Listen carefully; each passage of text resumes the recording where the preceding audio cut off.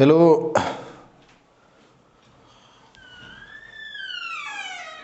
अस्सलाम वालेकुम। सत श्री अकाल। कैसे हैं आप सभी? उम्मीद करता हूं कि अच्छे होंगे आप। अपन बात कर रहे थे राजस्थान इतिहास को लेकर दोस्तों, और राजस्थान इतिहास में अपन मेवाड़ रियासत के बारे में चर्चा कर रहे थे। मेवाड़ रियासत दोस्तों राजस्थान के मुख्य रूप से 4 ज़िले, जो कि मैंने आपको शुरू की क्लासों में बताया था दोस्तों, हम पहुंच चुके थे। यानी कि अपन ने सबसे पहले जो बात की थी दोस्तों, वो किसके बारे में की थी मेरे भाइयों? वो की थी अपन ने गुहादित्य के बारे में। गुहादित्य यानी कि जिसे गुहिल वंश का संस्थापक कहते हैं। इसी गुहादित्य के बाद अपन ने बात की थी दोस्तों बप्पा रावल के बारे में। बप्पा रावल जिन्हें दोस्तों गुहिल वंश का वास्तविक संस्थापक कहते हैं। उसके बाद जो अपन ने बात की थी मेरे भाइयों, वो बात की थी अपन ने राजा अल्लट के बारे में। किसके बारे में मेरे भाइयों? राजा अल्लट के बारे में। राजा अल्लट के बाद जो बात की थी अपन ने, वो की थी रण सिंह नाम का एक शासक हुआ था, रण सिंह के बारे में बात की थी। रण सिंह के बाद अपन ने बात की थी दोस्तों छेम सिंह के बारे में। किसके बारे में? छेम सिंह के बारे में। छेम सिंह के बाद जो बात की थी अपन ने, वो की थी मेरे भाइयों सामंत सिंह के बारे में। किसके बारे में? सामंत सिंह के बारे में। उसके बाद सामंत सिंह के बाद जो बात की थी अपन ने, सामंत सिंह के बाद बात की थी दोस्तों अपन ने कुमार सिंह के बारे में। किसके बारे में? कुमार सिंह। क्लियर? इन सब शासकों के बारे में बात की थी। कुमार सिंह के बाद बात की थी अपन ने रावल जैत्र सिंह के बारे में बात की थी। रावल जैत्र सिंह के बाद अपन ने बात की थी दोस्तों तेज सिंह के बारे में। किसके बारे में? तेज सिंह के बारे में। मैं वंशावली बता रहा हूं जो आपको, जो अपन ने बात की है अभी तक मेवाड़ की। उसके बाद तेज सिंह के बाद अपन ने बात की है दोस्तों समर सिंह के बारे में। किसके बारे में मेरे डियर स्टूडेंट्स? समर सिंह के बारे में। समर सिंह के बाद बात की थी अपन ने रावल रतन सिंह। ये वही रावल रतन सिंह है दोस्तों, जो कि दोस्तों गुहिल वंश का कौन सा? गुहिल वंश का अंतिम शासक जो था। गुहिल वंश का अंतिम शासक जो है दोस्तों, वो कौन था? वो रावल रतन सिंह था। इसी रावल रतन सिंह के बारे में दोस्तों अपन ने बात की थी। मैं एक बार पुनः रिपीट कर रहा हूं। सबसे पहले गुहिल वंश के संस्थापक यानी कि गुहादित्य के बारे में बात की थी। गुहादित्य के बाद अपन ने बात की थी किसके बारे में? बप्पा रावल के बारे में। बप्पा रावल जो है दोस्तों, वो वास्तविक संस्थापक है। कौन से वंश का? गुहिल वंश का। राजा अल्लट, इन्होंने मेवाड़ में नौकरशाही की शुरुआत करी थी सबसे पहले, और इंटरनेशनल विवाह किया था, अंतरराष्ट्रीय मैरिज इन्होंने की थी दोस्तों। किसने? राजा अल्लट ने। हरिया देवी के साथ इनका विवाह हुआ था। रण सिंह के बारे में बात की थी, छेम सिंह के बारे में, सामंत सिंह के बारे में, कुमार सिंह और जैत्र सिंह, तेज सिंह, समर सिंह और रतन सिंह। इन सब शासकों के बारे में अभी तक अपन दोस्तों बात कर चुके हैं। और ये जो है रावल रतन सिंह पर आकर दोस्तों गुहिल वंश जो है यहाँ पर आकर क्या हो जाता है? समाप्त हो जाता है। इसके बाद यानी कि जो शासक बनता है वो कौन बनता है सिसोदिया शाखा का? वो बनता है मेरे भाइयों हम्मीर सिसोदिया। कौन बनता है? हम्मीर सिसोदिया। हम्मीर सिसोदिया के बारे में अपन ने चर्चा की थी। हम्मीर सिसोदिया के बाद अपन ने बात की थी दोस्तों खेता के बारे में। किसके बारे में? खेता के बारे में। खेता के बाद अपन ने बात की थी दोस्तों खेता या क्षेत्र सिंह, आप इसे बोल सकते हो, खेता या क्षेत्र सिंह। इसके बाद अपन ने बात की थी दोस्तों राणा लाखा या लक्ष्य सिंह। राणा लाखा या लक्ष्य सिंह के बारे में बात की थी। और राणा लाखा या लक्ष्य सिंह के बाद जो अपन ने बात की थी दोस्तों, वो बात की थी दोस्तों राणा मोकल के बारे में। किसके बारे में मेरे भाइयों? राणा मोकल। राणा मोकल के बारे में बात की थी। और राणा मोकल के बाद अपन बात कर रहे थे दोस्तों राणा रायमल। किसके बारे में? राणा रायमल के। अभी इसी पार्ट को अपन आगे बढ़ाते हैं। राणा रायमल के जो पुत्र थे, एक का नाम आता है जयमल और दूसरे का नाम, पहले का नाम आता है दोस्तों पृथ्वीराज सिसोदिया। क्या नाम आता है मेरे डियर स्टूडेंट्स? पृथ्वीराज सिसोदिया। उसके बाद जयमल और उसके बाद में संग्राम सिंह, यानी कि दोस्तों सांगा, जिसे अपन कहते हैं सांगा या संग्राम सिंह। तो यहाँ तक अपन ने दोस्तों मेवाड़ के इतिहास में शासकों के बारे में बात की है। मैं वापस से एक बार पुनः रिपीट कर रहा हूँ। सबसे पहले गुहादित्य, बप्पा रावल, राजा अल्लट, रण सिंह, छेम सिंह, सामंत सिंह, कुमार सिंह, जैत्र सिंह, तेज सिंह, समर सिंह और रावल रतन सिंह। रावल रतन सिंह जो थे वो गुहिल वंश के अंतिम शासक थे मेरे भाइयों। और अपन ने हमीर से सिसोदिया वंश में फिर हम प्रवेश कर गए, यानी कि सिसोदिया वंश को अपन ने स्टार्ट कर दिया था। किस प्रकार से जो गुहिलों की सत्ता थी, यानी कि गुहिल शाखा की जो सत्ता थी, किस तरह से अलाउद्दीन खिलजी वहां पर आते हैं। अलाउद्दीन खिलजी 1303 ईस्वी में चित्तौड़ पर आक्रमण करता है और आक्रमण करके दोस्तों चित्तौड़ का पहला शाखा वहां पर कंप्लीट होता है, यानी कि जौहर होता है, जौहर होता है, शाखा होता है, और ये क्या केसरिया होता है दोस्तों। रावल रतन सिंह के द्वारा केसरिया किया जाता है। उसके दो सेनापति थे, गोरा और बादल। रानी पद्मिनी ने 1600 सखियों दासियों के साथ में क्या किया था, जौहर किया था दोस्तों। ये कहानी मैंने आपको पिछले में लेक्चर में आपको बता चुका हूं। उसके बाद अपन ने फिर किस प्रकार से हमीर सिसोदिया ने जो है दोस्तों वो मेवाड़ पर अपना क्या किया था, अधिकार किया था। हमीर सिसोदिया के बाद खेताया छत्र सिंह के बारे में अपन ने बात की थी, जिसके मैंने 2 दासी के पुत्र आपको बताए थे, चाचा और मेरा। फिर लाखाया लक्ष्य सिंह के बारे में बात की थी। लाखाया लक्ष्य सिंह, ये वही लाखाया लक्ष्य सिंह है दोस्तों जिसके समय में पिछोला झील का निर्माण हुआ था उदयपुर में, और उसी के समय में जावर में खान प्राप्त हुई थी। उसके बाद राणा मोकल के बारे में बात की थी। ये वही राणा मोकल है दोस्तों जिसकी हत्या चाचा और मेरा जो खातिन जो दासी थी उनके पुत्रों के द्वारा इसकी क्या कर दी गई थी दोस्तों, हत्या कर दी गई थी। उसके बीच में एक शासक रह गया राणा मोकल के बाद में, यानी कि जो शासक आता है दोस्तों उसका नाम आता है राणा कुंभा। क्या नाम आता है दोस्तों, राणा कुंभा। राणा कुंभा जो है राणा मोकल का पुत्र है, और इसी राणा कुंभा के बारे में अपन ने बात की थी कि इनके काल को स्थापत्य कला का क्या कहते हैं, स्वर्ण काल कहते हैं। अचलगढ़ बनाया, बैराट, भौमट, ये सारे इन दुर्गों का निर्माण, कुंभलगढ़, विजय स्तंभ, इन सभी दुर्गों का इसने क्या करवाया दोस्तों, निर्माण कराया। यानी कि बहुत सारी बिल्डिंग्स, बहुत सारी इमारतें बनवाई राणा कुंभा के द्वारा, इसीलिए इसको क्या कहते हैं, स्थापत्य कला का स्वर्ण काल कहते हैं। और इसी राणा कुंभा का अब अपन जो बात करेंगे, इसी राणा कुंभा का पुत्र रहता है, और उस पुत्र का नाम रहता है राणा रायमल। क्या नाम है दोस्तों, राणा रायमल। राणा रायमल के बारे में मैंने कल भी आप लोगों से चर्चा की थी। अब अपन पूरे डिटेल के साथ देखते हैं राणा रायमल। राणा रायमल का जो शासनकाल रहा है दोस्तों, वो इसके पुत्रों की वजह से ज्यादा जाना गया है। स्वयं राणा रायमल की वजह से कम, बल्कि इसके पुत्रों की वजह से दोस्तों ये राणा रायमल का जो शासनकाल है वो ज़्यादा जाना गया है। सर ऐसा क्यों हुआ था, राजा तो राणा रायमल था, बिल्कुल मेरे भाइयों, राजा राणा रायमल रहा है दोस्तों 1473 ईस्वी से 1509 ईस्वी तक। 1509 ईस्वी तक राजा रहते हैं राणा रायमल, लेकिन इनका जो शासनकाल है, इनके शासनकाल में इनके पुत्रों का प्रभाव ज़्यादा रहा है। वो किस आधार पर, यानी कि क्या ऐसा हुआ था सर कि पुत्रों का ज़्यादा प्रभाव रहा था, तो देखते हैं। देखिएगा दोस्तों, मेवाड़ का जो शासक है उसका नाम है राणा रायमल। राणा रायमल का जो शासनकाल रहता है 1473 ईस्वी से 1509, 1473 ईस्वी से 1509 ईस्वी तक राणा रायमल का शासनकाल रहता है। क्लियर यहाँ तक, देखिएगा। इस भाई साहब की अगर मैं बात करता हूँ दोस्तों, राणा रायमल ने अद्भुत शिव के मंदिर का क्या करवाया था दोस्तों, निर्माण कराया था। राणा रायमल ने अद्भुत शिव के मंदिर का निर्माण कराया था, और इनकी रानी आती है, उस रानी का नाम आता है दोस्तों श्रृंगार देवी। क्या नाम आता है, श्रृंगार देवी। इस श्रृंगार देवी के द्वारा दोस्तों घोसुंडी बावड़ी का क्या कराया गया, निर्माण कराया गया। कौन सी बावड़ी, घोसुंडी बावड़ी। घोसुंडी बावड़ी का जो निर्माण कराया गया है दोस्तों, वो राणा रायमल की पत्नी, जिसका नाम आता है दोस्तों श्रृंगार देवी। श्रृंगार देवी जो है दोस्तों ये मारवाड़ की रहने वाली थी। मारवाड़ के शासक राव जोधा की पुत्री श्रृंगार देवी का जो विवाह हुआ था वो आवल बावल की संधि के टाइम पर इन दोनों का विवाह हुआ था। आवल बावल की जो संधि थी मैंने पिछले लेक्चर में आपको बताया था, 1453 में वो संधि हुई थी मेरे डियर स्टूडेंट्स। तो मैं बात कर रहा हूँ श्रृंगार देवी के द्वारा, कि श्रृंगार देवी के द्वारा घोसुंडी बावड़ी का क्या कराया जाता है, निर्माण कराया जाता है। आगे मैं बात कर रहा हूँ दोस्तों इनके पुत्रों के बारे में मैं बात कर लेता हूँ। एक का नाम आता है दोस्तों पृथ्वीराज सिसोदिया। क्या नाम आता है, पृथ्वीराज सिसोदिया। और उसके बाद मैं बात कर रहा हूँ दोस्तों जयमल।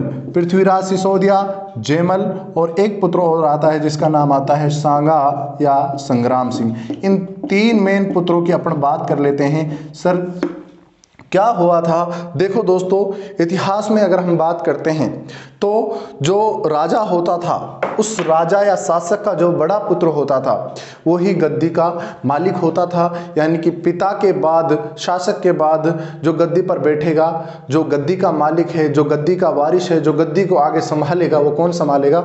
बड़ा पुत्र संभालेगा। यानी कि जो उत्तराधिकारी हुआ करता था मेरे डियर स्टूडेंट्स, वो कौन हुआ करता था? वो हुआ करता था बड़ा पुत्र। तो यहाँ पर जो बड़ा पुत्र है दोस्तों, वो कौन है मेरे भाइयों? वो है पृथ्वीराज सिसोदिया। यानी कि उत्तराधिकारी जो है वो कौन है मेरे भाइयों? वो है पृथ्वीराज सिसोदिया।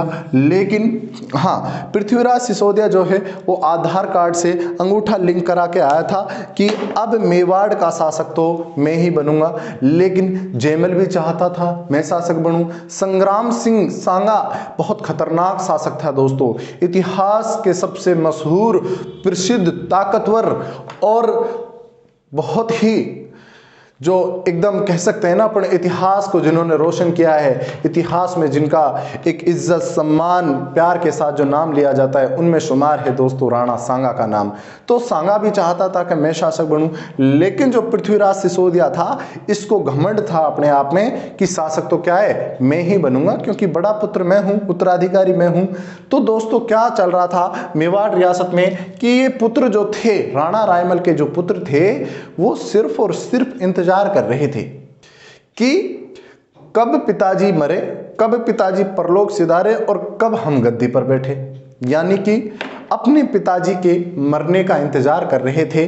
लेकिन दोस्तों जब ऊपर वाला चाहेगा तभी होगा। तो क्या होता था, ये जो सांगा या संग्राम सिंह जो था, वो तो पृथ्वीराज सिसोदिया तो ठीक है, उत्तराधिकारी है, बड़ा पुत्र है, वो गद्दी का मालिक है। लेकिन सांगा या संग्राम सिंह जो है दोस्तों, बताते हैं कि बहुत ही शुरू में शांत स्वभाव का व्यक्ति था। अपने आराम से डेली की इसको प्रैक्टिस करनी है।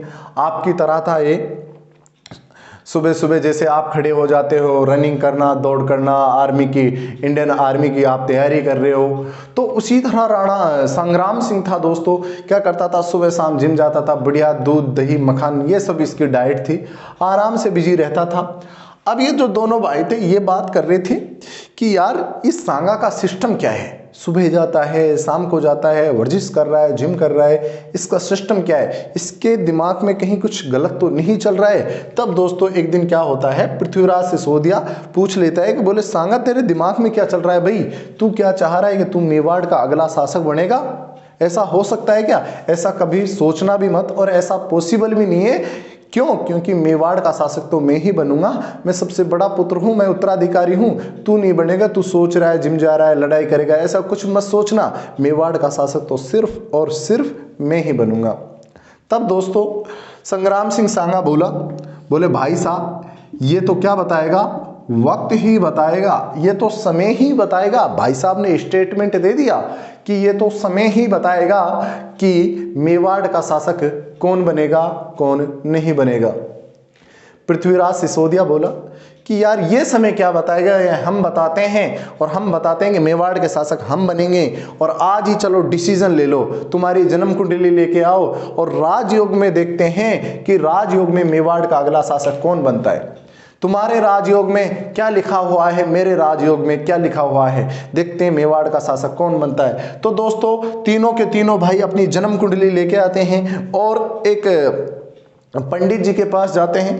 पंडित जी के पास जाते हैं कि भाई जन्म कुंडली जाकर दिखाते हैं कि देखिएगा इनमें क्या कह रही है, हमारी जन्म कुंडली क्या कह रही है कि मेवाड़ का अगला शासक कौन बनेगा। दोस्तों पंडित जी जो हैं उन कुंडलियों को देखता है और देखकर एक ही बात बोलता है कि राजयोग तो जो है वो किसके खाते में जा रहा है भाई? अरे राजयोग तो जो है वो किसका प्रबल है मेरे भाइयों? वो प्रबल है दोस्तों किसका? सांगा या संग्राम सिंह का। एक ही बात बोलता है कि सांगा या संग्राम सिंह का राजयोग प्रबल है। दोस्तों यहीं पर बताते हैं कि पृथ्वीराज सिसोदिया अपनी कटार निकालता है और भाइयों में क्या होने लग जाती है, लड़ाई होने लग जाती है। लेकिन इन्हीं का चाचा यहाँ पर आ जाता है और जिनका नाम आता है सारंगदेव। क्या नाम आता है? सारंगदेव तीनों भाइयों को बंद करता है कि बोले यार रुको, लड़ाई क्यों करते हो आप लोग? क्या पता ग्रह नक्षत्रों का कुछ उल्टा सिस्टम चल रहा हो। अपन ऐसे करते हैं, एक गांव है लेवंत्री या सेवंत्री गांव, कौन सा गांव? सेवंत्री गांव। वहां पर एक महिला रहती है, उसके पास चलते हैं। बोले ठीक है, वहां पे चल दो। वहां पे एक जाते हैं दोस्तों, सेवंत्री गांव में चांदनी नाम की महिला रहती है, उसके पास में जाते हैं। और वहां पर जाकर जब ये जाते हैं तीनों भाई, तो महिला ने एक ही जवाब दिया। क्या जवाब दिया?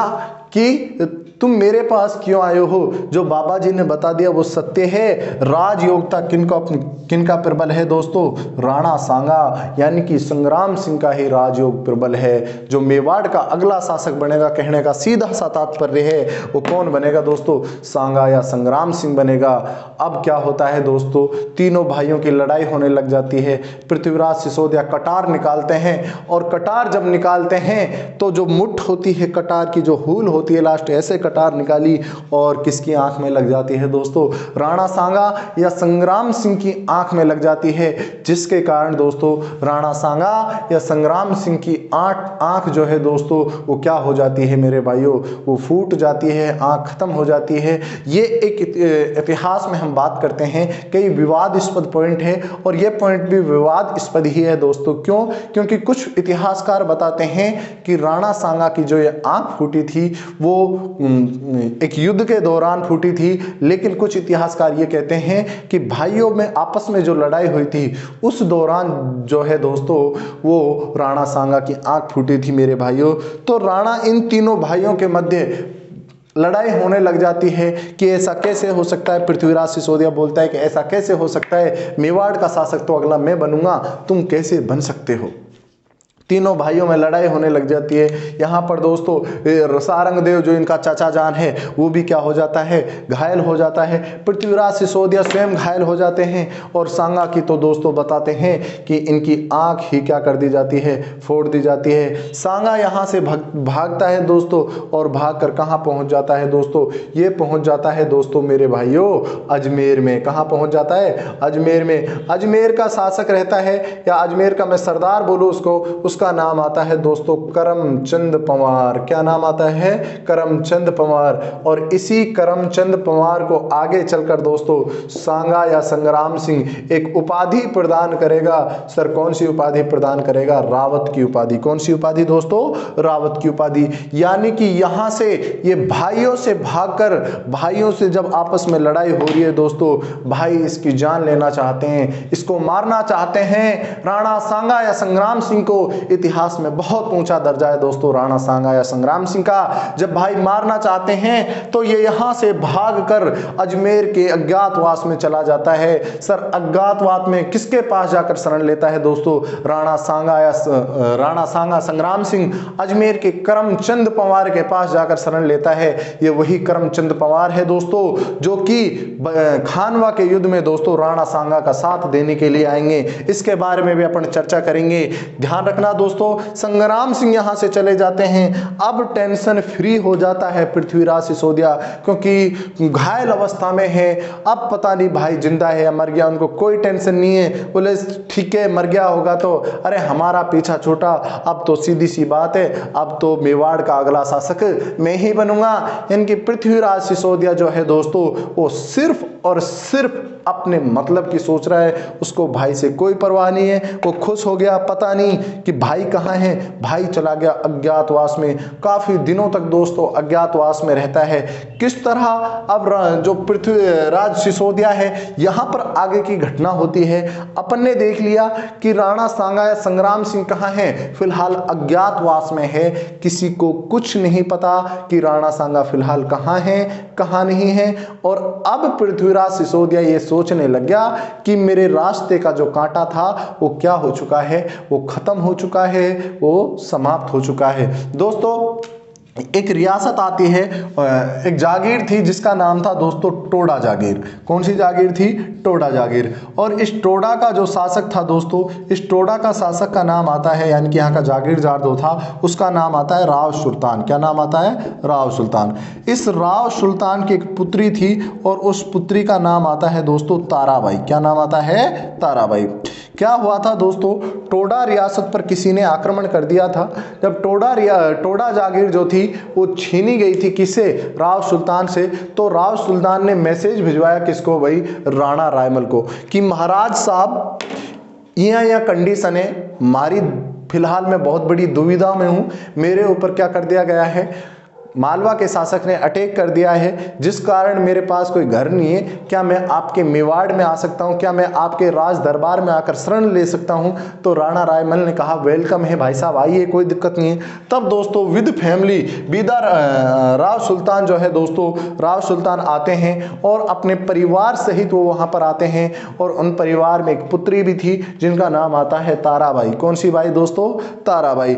अब वहां पर पृथ्वीराज सिसोदिया, जयमल, रणमल ये सारे के सारे दरबार में बैठे हैं। जैसे ही प्रवेश करते हैं तो सब भाई साहब देखने लग जाते हैं, बताते हैं कि रानी पद्मिनी के बाद में ये भी बहुत खूबसूरत महिला जो थी, ताराबाई जो थी वो भी बहुत खूबसूरत थी।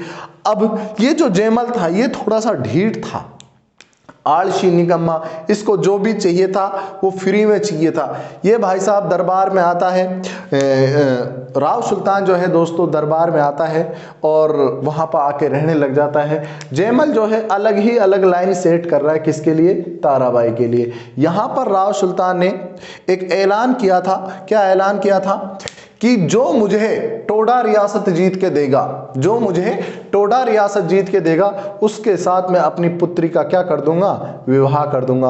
अब जयमल तो चापलूसी करने वाला इंसान, इधर से इधर लगाने वाला इंसान, वो क्या टोडा जागीर जीतेगा, नहीं जीत सकता। वो बोल रहा है कि यार अपन को टोडा जागीर से कोई मतलब नहीं है, अपना तो बहुत बड़ा दरबार है, अपने तो कोई दिक्कत ही नहीं है, अपन तो सीधा टारगेट की तरफ ध्यान करते हैं ना, जो हमारा टारगेट है, जो हमारा बिंदु है।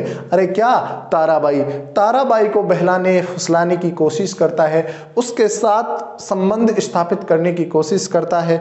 और ताराबाई बोलती है कि देख मेरा और तेरा कुछ नहीं होने वाला, मेरे पिताजी ने बोल दिया है कि अगर टोडा रियासत जीत ली तो मैं अपने पिताजी का आदेश मानूंगी, उन्होंने कहा कि आपसे विवाह करना है तो मैं आपसे विवाह कर लूंगी, लेकिन आपको क्या करना है, आपको टोडा रियासत को जीतना है। क्या ऐसा संभव है? जयमल बोला कि अरे क्यों नहीं है संभव, मैं टोडा जागीर को छोड़ता हूं, मैं तुम्हारे डैडी से जाकर बात करता हूं ना, डायरेक्ट डैडी से जाकर बात करता हूं, तुम टेंशन बिल्कुल भी मत लो। ये भाई साहब जाते हैं राव सुल्तान बोला हाँ, बोले देख तुम्हारी छोरी के लिए मुझे इलू हो गया है, मुझे प्यार हो गया, मुझे मारे नाल ब्याह करा दियो का। बोले ऐसा संभव नहीं है। कहते हैं कि कुछ कहा सुनी यहाँ पर हो गई थी दोस्तों दोनों के मध्य, और जिसमें दोस्तों बताते हैं कि जयमल की क्या कर दी गई थी, हत्या कर दी गई थी। दूसरी डेटा ये भी मिलता है दोस्तों, फिर कुछ समय के पश्चात अगर मैं बात करता हूँ दोस्तों, पृथ्वीराज सिसोदिया जो है वो कालांतर में जीत लेता है कौन सी जागीर को दोस्तों, यानी कि टोडा जागीर को जो है पृथ्वीराज सिसोदिया जीत लेता है। पृथ्वीराज सिसोदिया टोडा जागीर को जीत लेता है। अब क्या होता है दोस्तों, ताराबाई का विवाह किसके साथ हो गया मेरे भाइयों, यानी कि पृथ्वीराज सिसोदिया का विवाह हो गया किसके साथ, ताराबाई के साथ। ताराबाई और पृथ्वीराज सिसोदिया का दोस्तों विवाह हो गया। अब राणा रायमल क्या बोलता है, राणा रायमल बोलता है कि बेटा देख तेरा नया विवाह हुआ है और अभी तुझे बाहर जाने की क्या है, जरूरत है, तू हनीमून पे लेके निकल जा किसको, ताराबाई को। और दोस्तों ये पृथ्वीराज सिसोदिया जो है ये कहाँ चला जाता है हनीमून पर लेकर, या घूमने कुछ भी जाता है, यानी कि अजमेर चला जाता है। और अजमेर जब जाता है वहाँ पर एक दुर्ग है, चौहानों का दुर्ग था, जिसका नाम आता है दोस्तों अजमेर में अजय मेरू दुर्ग। क्या नाम है, अजय मेरू दुर्ग। अजय मेरू जो दुर्ग है दोस्तों लगभग 1113 ईस्वी का अजय मेरू दुर्ग है दोस्तों। अजय मेरू दुर्ग की मैं बात करता हूं तो उस समय ये अजय मेरू दुर्ग लगभग हम बात कर रहे हैं 14वीं-15वीं सदी की अपन बात कर रहे हैं दोस्तों। उस समय जो है अजय मेरू दुर्ग जो है वो क्षतिग्रस्त था, टूटा हुआ था, फूटा हुआ था। तब बताते हैं दोस्तों कि इस पृथ्वीराज सिसोदिया ने वहाँ जो संभालने वाला था, वहाँ के जो जागीरदार थे, उनसे बोला कि यार इस दुर्ग का क्या कर रखा है, इसका पुनः निर्माण कराओ। और आज से इस दुर्ग का क्या नाम हो गया, आज से इसी दुर्ग का नाम हो गया तारागढ़। कौन सा गढ़ दोस्तों, तारागढ़। यानी कि किसके नाम पर रखा दोस्तों? अरे इसकी पत्नी कौन थी? ताराबाई। ताराबाई के नाम पर दोस्तों इस दुर्ग का क्या नाम रख दिया? तारागढ़ नाम रख दिया। क्या नाम रख दिया दोस्तों? तारागढ़ नाम रख दिया। किसने दोस्तों? पृथ्वीराज सिसोदिया ने। यानी कि कोई टेंशन नहीं है, शादी कर ली है।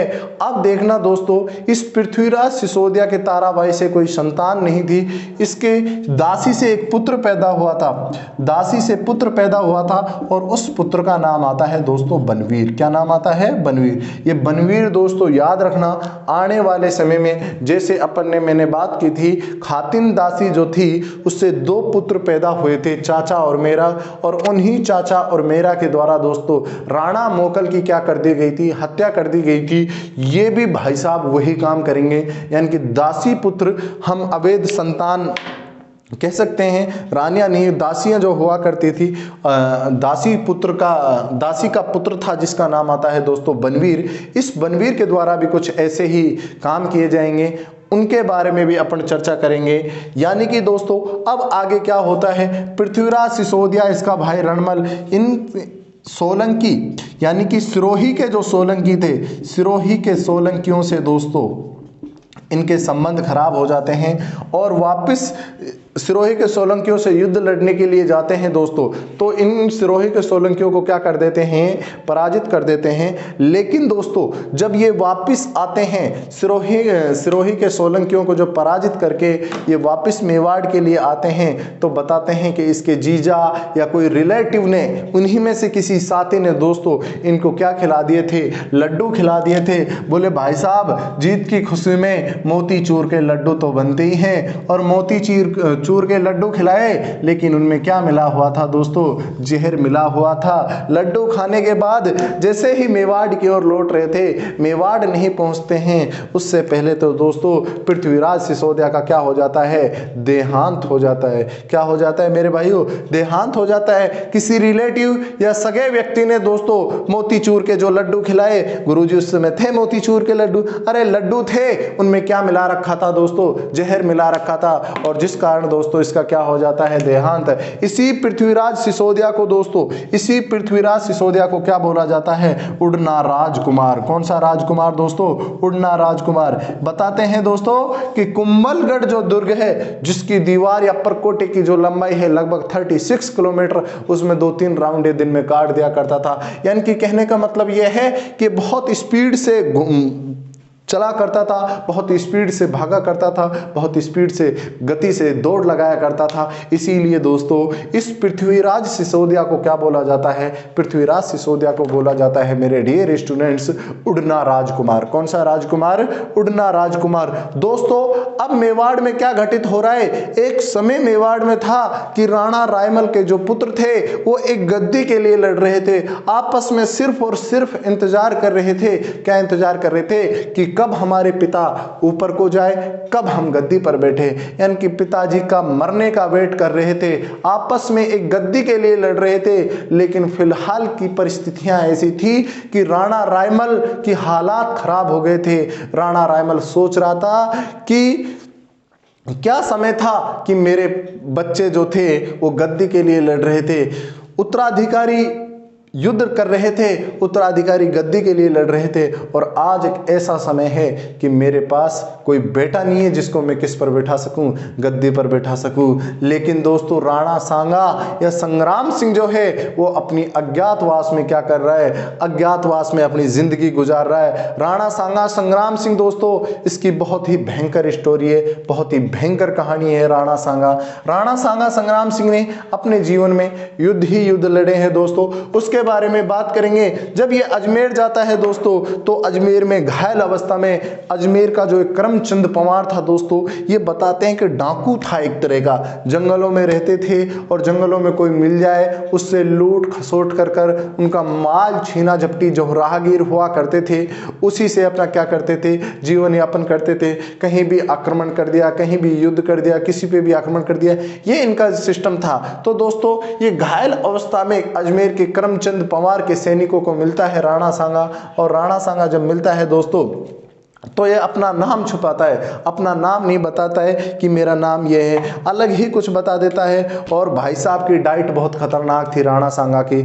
20-22 रोटी सुबह खा रहा है साहब, शाम को भी खा रहा है। उन्होंने कहा कि यार ये कुछ सिस्टम ही और है, ये तो कुछ बहुत बड़ी बला है, कोई नॉर्मल सामान्य व्यक्ति नहीं है राणा सांगा। एक दिन राणा सांगा का नंबर आ जाता है भाई साहब, वो किसमें, किचन में खाना बनाने में नंबर आ जाता है, रसोई घर में। और राणा सांगा जो है सब्जी में कुछ डाल देता है, मिर्च डाल देता है, रोटियों में नमक नहीं है, आटे में नमक नहीं डालता है, मतलब खाना वगैरह बना देता है, लेकिन उतना स्वादिष्ट खाना नहीं बना। अरे एक महलों का रहने वाला राजकुमार। दोस्तों एक दिन क्या होता है कि राणा सांगा जो है वो एक पेड़ के नीचे आराम कर रहे थे, विश्राम कर रहे थे, और वहीं पर उस पेड़ के नीचे दोस्तों राणा सांगा को क्या आ जाती है, नींद आ जाती है। क्या हुआ था, उस पेड़ के अंदर से सूर्य की किरण राणा सांगा के चेहरे पर पड़ रही थी दोस्तों। तभी वहां पर एक सर्प आता है, एक सांप नाग देवता आते हैं और अपना चाड़ा फुलाकर जो किरण सूर्य की पड़ रही थी राणा सांगा के चेहरे पर उसको रोकता है, यानी कि उस किरण को राणा सांगा के चेहरे पर नहीं पड़ने देता है। तब वहां पर किसी व्यक्ति ने देखा कि यार ये अजीब सिस्टम हो रहा है, ये तो कोई बहुत बड़ी है, जिसके लिए नाग देवता जो हैं उन्होंने अपना क्या फुला रखा है, चाड़ा फुला रखा है, तो ये सामान्य व्यक्ति नहीं है। तब दोस्तों अजमेर के करमचंद पवार के जो सैनिक थे उन्होंने दृश्य देखा और तब राणा सांगा ने दोस्तों सच्चाई बताई कि मैं मेवाड़ का राजकुमार हूं और इस तरह मैं आपके पास पहुंचा हूं। दोस्तों मेवाड़ में भी उन्होंने अपने गुप्तचर छोड़ रखे थे, जिनके माध्यम से दोस्तों राणा सांगा जो है वो जानकारी प्राप्त कर रहा था कि अब मेवाड़ में क्या हालात हैं, अब मेवाड़ में क्या हालात हैं दोस्तों, क्योंकि वो भी चाह रहा था कि मेवाड़ का शासक कौन बनता है। लेकिन दोस्तों मेवाड़ के शासक बनने के लिए जो मेन किरदार थे वो क्या हो जाते हैं, वो मृत्यु को प्राप्त हो जाते हैं दोस्तों। तब इन कंडीशंस में यानी कि अजमेर से निकलकर आता है राणा सांगा और अपने डैडी राणा रायमल पापा से आकर मिलता है कि पिताजी टेंशन ना लीजिएगा, अभी आपका बेटा संग्राम सिंह जिंदा है, आप टेंशन मत लीजिएगा। दोस्तों 1509 ईस्वी में राणा रायमल का देहांत हो जाता है और राणा रायमल के बाद जो अब शासक बनेगा दोस्तों उसका नाम रहेगा राणा सांगा, यानी कि संग्राम सिंह, जो इतिहास में दोस्तों बहुत ज्यादा प्रसिद्ध है। और इतिहास में दोस्तों उसे सैनिक भग्नावेश कहा है। कर्नल जेम्स टोड जो है दोस्तों, कर्नल जेम्स टोड ने दोस्तों इसको क्या कहा है, सैनिक भग्नावेश कहा है। अपन बात कर रहे थे राणा रायमल के बारे में, मैं एक बार पुनः रिपीट कर रहा हूं राणा रायमल के बारे में कि राणा रायमल का जो विवाह है वो मारवाड़ के शासक किसके साथ हुआ था दोस्तों, मारवाड़ का शासक था राव जोधा की पुत्री के साथ इनका विवाह हुआ था, ठीक है, जिसका नाम आता है दोस्तों श्रृंगार देवी के साथ इनका क्या हुआ था, विवाह हुआ था। और मैंने आपको बताया था चित्तौड़ में अद्भुत शिव के मंदिर का क्या करवाया दोस्तों, निर्माण कराया, ठीक है, चित्तौड़ में अद्भुत शिव के मंदिर का निर्माण कराया। रानी का नाम आता है श्रृंगार देवी। इस श्रृंगार देवी के द्वारा चित्तौड़ में घोसुंडी बावड़ी का क्या कराया गया दोस्तों, निर्माण कराया गया। हमने बात की थी राव सुल्तान के बारे में कि उसकी पुत्री जो थी उनका विवाह पृथ्वीराज सिसोदिया के साथ हुआ। पृथ्वीराज सिसोदिया के साथ विवाह हुआ ताराबाई का और इन्हीं के नाम पर तारागढ़ दुर्ग पड़ा। कौन सा नाम पड़ा दोस्तों, अजय मेरू का तारागढ़ दुर्ग पड़ा। उसके बाद अपन ने बात की थी जयमल की भी हत्या कर दी गई। राणा सांगाया जो संग्राम सिंह है दोस्तों वो कहां चला गया था, वो चला गया था अजमेर। कहां चला गया था दोस्तों, अजमेर चला गया था। भाइयों से किस तरह उसकी लड़ाई होती है इन सब के बारे में अपन ने बात की थी। उसके बाद मैंने बताया था कि पृथ्वीराज जो सिसोदिया है दोस्तों इसको कहा जाता है उड़ना राजकुमार। कौन सा राजकुमार, उड़ना राजकुमार कहा जाता है दोस्तों पृथ्वीराज सिसोदिया को। नेक्स्ट बात करते हैं अपन दोस्तों अब राणा सांगा यानी कि संग्राम सिंह।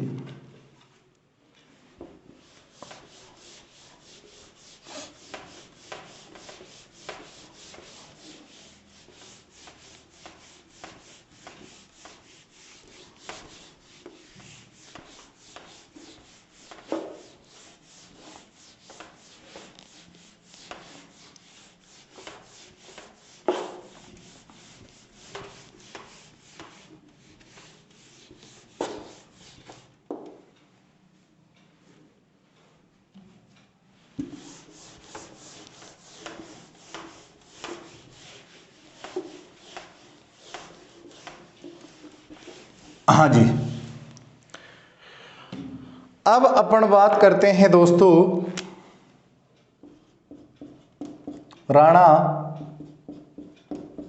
सांगा या संग्राम सिंह। राणा सांगा या संग्राम सिंह शासनकाल जो रहता है 1509 ईस्वी से 1528। 1509 ईस्वी से 1528 ईस्वी तक शासनकाल रहता है दोस्तों राणा सांगा यानी कि संग्राम सिंह। इतिहास में बहुत से शासक हुए हैं दोस्तों, और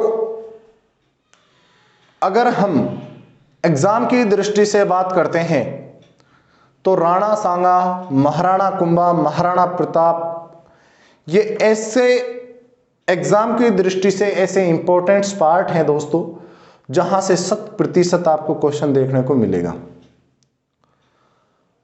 राणा सांगा जो है दोस्तों ये बहुत ही खतरनाक, कह सकते हैं हम, खतरनाक शासकों में से एक था, जिन्होंने अपने जीते जी कभी भी दोस्तों हार नहीं मानी थी। मरते दम तक सिर्फ और सिर्फ मेवाड़ राज्य के धर्म के लिए लड़ा था। राणा सांगा का जो समय था दोस्तों वो एक ऐसा समय था कि जब लगने लग गया था कि अब हिंदुस्तान में पुनः हिंदू सत्ता की स्थापना हो जाएगी, क्योंकि इसके जो समकालीन जो शासक बनता है पहला ही, वो रहता है दोस्तों सिकंदर लोदी। लोदी वंश का शासक था सिकंदर लोदी।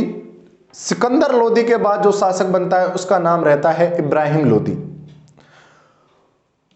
इब्राहिम लोदी को परास्त किया 2 बार, फिर पुनः कौन आ जाते हैं भारत में, मुगलों की एंट्री हो जाती है, यानी कि बाबर भारत में आ जाता है, और बाबर से अंतिम दम तक, अंतिम क्षणों तक दोस्तों लड़ाई करता है कौन, राणा सांगा या संग्राम सिंह। राणा सांगा या संग्राम सिंह दोस्तों बहुत ही महत्वाकांक्षी शासक था। स्वयं बाबरनामा में लिखते हैं कि मैंने राणा सांगा के जैसा महत्वाकांक्षी शासक पूरी दुनिया में नहीं देखा। राणा सांगा दोस्तों इंडियन आर्मी का वो बंदा जो अपने देश के लिए मरते दम तक लड़ेगा, चाहे शरीर में आंख नहीं है, हाथ नहीं है, पैर नहीं है, शरीर पूरा का पूरा छत विछत हुआ पड़ा है, पूरे के पूरे शरीर में क्या हुए पड़े हैं, घाव हुए पड़े हैं, लेकिन राणा सांगा या संग्राम सिंह जो है दोस्तों वो लड़ेगा लड़ेगा लड़ेगा, आखिरी दम तक लड़ेगा। और किस तरह लड़ेगा, कौन कौन से युद्ध राणा सांगा ने किए, इन सब के बारे में दोस्तों अपन बात करेंगे नेक्स्ट लेक्चर में। आप मेवाड़ का इतिहास पढ़ रहे हो, मेवाड़ का इतिहास जो है दोस्तों वो गौरवशाली इतिहास रहा है, बहुत ही शानदार इतिहास रहा है दोस्तों। राजस्थान में राजपूतों ने शासन किया है, और सबसे जो गौरवशाली राजपूत या गौरवशाली इतिहास जिन राजपूतों का रहा है वो मेवाड़ के गुहिल और सिसोदिया राजपूत थे दोस्तों, जिन्होंने कभी भी मुगलों की अधीनता स्वीकार नहीं की। हाँ, कुछ परिस्थितियां ऐसी आई थी कि कुछ समय के लिए अधीनता स्वीकार करनी पड़ी थी, उसकी भी हम बात करेंगे नेक्स्ट लेक्चरों में। लेकिन दोस्तों जब तक आप पीछे के लेक्चरों को देखते रहिए और आराम से अच्छे से क्या करनी है, आपको स्टडी करनी है। नेक्स्ट में मिलते हैं दोस्तों अपन राणा सांगा या संग्राम सिंह की क्लास को लेके। बहुत ही इंपॉर्टेंट और महत्वपूर्ण टॉपिक है दोस्तों, इतिहास की नॉलेज ग्रहण करने के लिए भी और आपके एग्जाम के व्यू से भी, एग्जाम की दृष्टि के हिसाब से भी बहुत ही इंपॉर्टेंट टॉपिक रहेगा। इसके बारे में दोस्तों अपन बात करेंगे नेक्स्ट लेक्चर में। तब तक के लिए दोस्तों धन्यवाद, आप सभी का शुक्रिया। आप क्लास के साथ ऐसे ही जुड़े रहें और हमेशा ज़िंदगी में कामयाबी हासिल करें, यूं ही मुस्कुराते रहें, यूं ही खुश रहें। Thank you. जय हिंद, जय भारत।